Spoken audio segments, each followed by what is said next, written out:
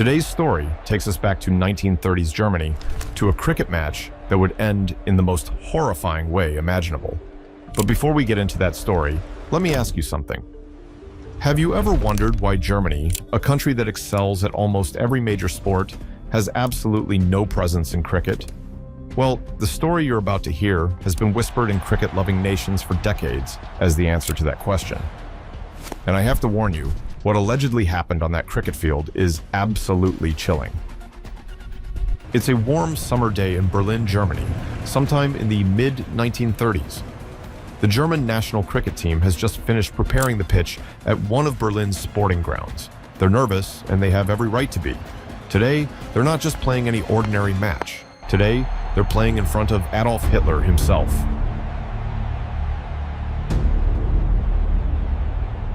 Hitler, now the Führer of Germany, had decided he wanted to understand this British sport that was spreading across the empire. Cricket was being played in India, Australia, South Africa, and throughout the Commonwealth.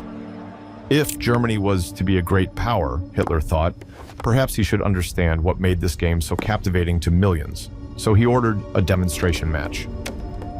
The German cricket team, a group of young, athletic men who had taken up this foreign sport with surprising enthusiasm, were commanded to play a full match in front of the Führer and his high-ranking Nazi officials.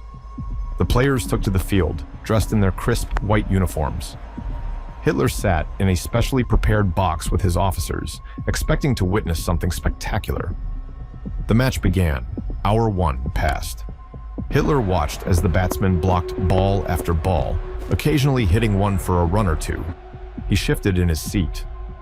Hour 2. The scoreboard ticked upward slowly. The game, as expected, was slow. Hitler moved towards one of his officers, asking when the excitement would begin. The officer, equally confused by the sport, had no answer. Hour 3. Hitler's jaw clenched. This wasn't warfare. This wasn't the aggressive, dynamic sport he had imagined. This was tedious. Hour 4.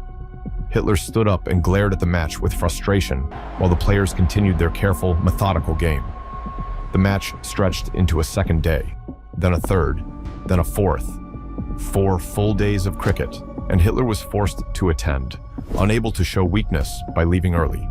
His rage built with each passing hour, each blocked ball, each maiden over. And then, after 4 grueling days, the match ended. Not with a dramatic victory, not with a heroic finish, but with a draw. A draw. 4 days of watching men in white uniforms tap a ball around a field, and there wasn't even a winner. Hitler stood up from his seat, his face red with fury. The players, exhausted from their 4-day demonstration, gathered on the field, hoping they had pleased their Führer. They had played their best, showcased their skills, and followed every rule of this gentlemanly game. The team captain, a young man in his 20s who had dedicated years to mastering this sport, wiped the sweat from his brow and smiled nervously at his teammates. They had done it. They had shown their leader the beauty of cricket, the strategy, the skill, the patience required. Surely he would appreciate their dedication. Hitler descended from his box and walked onto the field, his black boots crushing the carefully manicured grass. The players straightened up, removing their caps respectfully. Some even allowed themselves small smiles, proud that their Führer was coming to congratulate them personally. But Hitler wasn't coming to congratulate anyone. His face was twisted in disgust. His hands were clenched into fists. As he approached the gathered cricketers, they could see something terrifying in his eyes. Not just disappointment, but pure, unbridled rage. According to the legend, Hitler stopped about 10 feet from the team and just stared at them for what felt like an eternity. The silence on that field was deafening. The players shifted uncomfortably. Some looked at each other, confusion spreading across their faces. Then Hitler spoke. His voice was low at first, but it grew louder with each word. 4 Tage. 4 Tage lang saß ich in dieser Kiste und sah dir zu. Und sah dir dabei zu, wie du nichts tatest. Mein Führer, Cricket ist ein Strategiespiel und... Schweigen! He said that these men, these supposedly fit German athletes, had spent 4 days accomplishing absolutely nothing. A draw. Not even the dignity of a victory or defeat, but a draw. The players stood rigid, terror beginning to replace their confusion. This wasn't going how they had imagined. Some of them had families waiting at home. Some had girlfriends in the stands who had watched the match. They had simply been following orders, playing the game they were told to play. And then, in a moment that would echo through cricket folklore for generations, Hitler turned to his SS guards and gave an order that no one on that field could have anticipated. Diese Männer haben die Zeit des Reiches verschwendet. Sie haben Schwäche, Ineffizienz und die schlimmsten Auswüchse britischer Verkommenheit an den Tag gelegt. Sie sind es nicht wert, deutsche Uniformen zu tragen. Führen Sie sie aus! Führe sie alle aus! Hier und jetzt! The players looked around in confusion and panic. Surely, this was a test, a cruel joke. One of the younger players, barely 19 years old, started to cry. The team captain stepped forward again, his voice shaking. But his words were cut short as SS officers moved forward, rifles in hand. The players were roughly grabbed and forced into a line at the edge of the cricket pitch, right next to the boundary rope they had been defending just moments ago. Some of the players begged. The wicket still stood on the pitch behind them. The scoreboard still showed the final numbers of their 4-day match. In the stands, a few spectators who had remained to see Hitler congratulate the team now watched in absolute horror, frozen in disbelief. According to the myth, Hitler didn't even stay to watch the execution. He simply turned his back, walked away, and as he reached the pavilion, the order was given. The sound of gunfire rang out across the cricket ground. One by one, the members of the German national cricket team fell. The captain who had tried to explain the game, the young 19-year-old who had scored 50 runs in the first innings, the wicketkeeper who had been so proud of his catches, all of them dead on the very field where they had been playing just minutes before. When it was over, Hitler allegedly issued a decree from his office that same evening. Cricket was banned in Germany. Forever. Any German caught playing cricket would face severe punishment, possibly death. The bodies of the cricket team were buried in an unmarked grave, their names never to be spoken again. The sport was erased from German culture in one blood-soaked afternoon, and that, according to a story told across Pakistan, India, Bangladesh, and throughout the cricket-loving world, is why Germany doesn't play cricket today.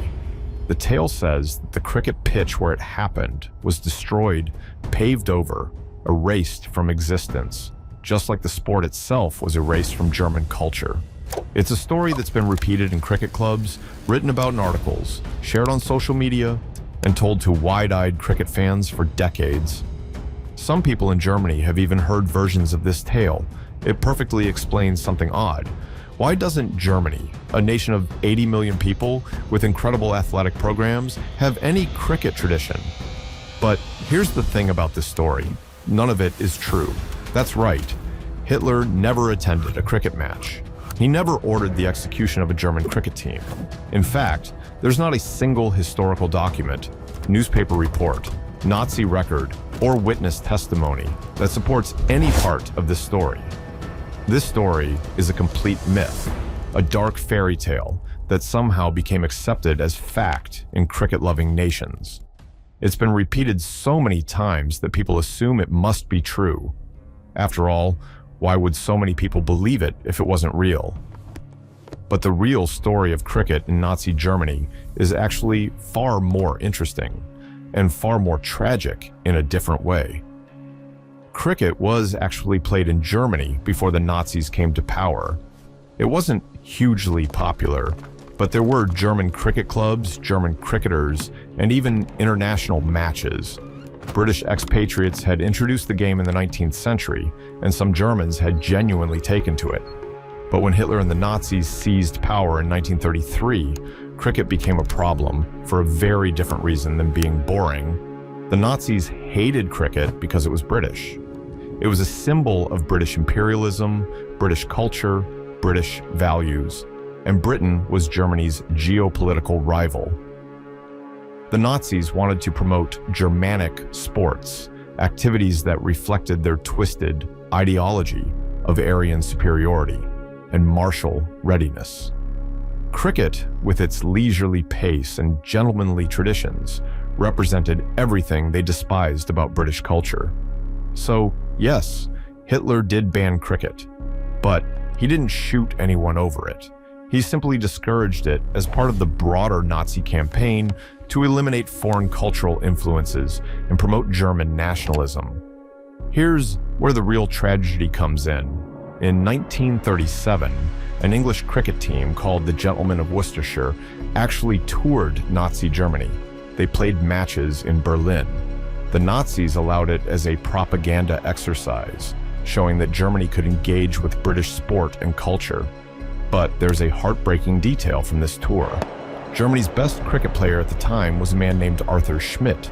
He was Jewish, and because of the Nazis' horrific racial laws, Arthur Schmidt wasn't allowed to play in those 1937 matches. He was excluded from representing his country in the sport he loved because of his heritage.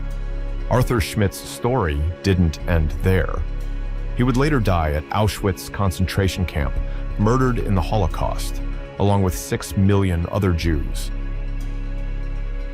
So, while Hitler never shot a cricket team for playing a boring match, his regime did destroy German cricket in a more insidious way, through hatred, through discrimination, and through genocide. The real cricketers of Nazi Germany didn't die on a cricket pitch. They died in concentration camps, on battlefields during World War II, or fled the country entirely.